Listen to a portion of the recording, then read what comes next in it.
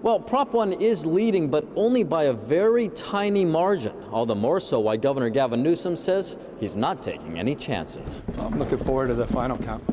I think it's important to know the outcome of the election. Walking through the state capitol today, Governor Gavin Newsom saying he's watching the election results carefully and with patience. According to the Secretary of State's office, more than 200,000 ballots still need to be processed statewide, ballots that could make or break the outcome for Prop 1.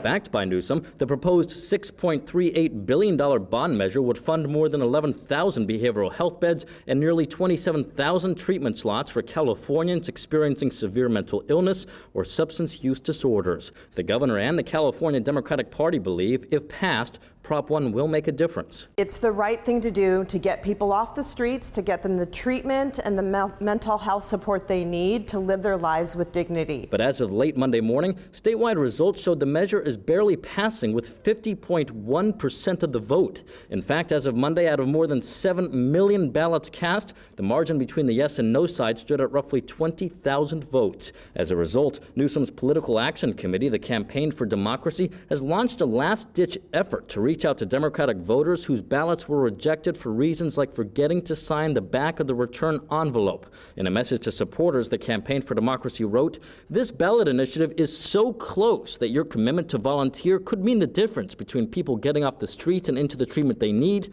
or not."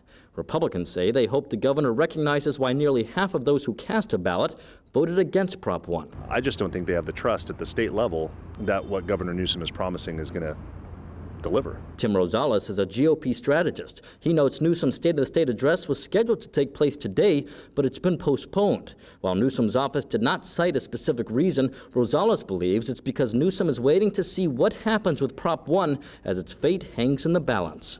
I think the governor needs a win. He doesn't have a lot of wins right now. By all objective measures, California's performance is not doing that great. And so I think the governor is in a place where he really does need a win, and he counted on Prop 1 to be that.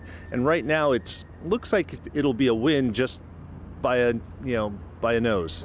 And the new date for Governor Newsom's State of the State address has not yet been announced. As for Prop 1, all statewide results must be certified no later than April 12th. Reporting at the state capitol, covering local news that matters, Eitan Wallace, Fox 40 News.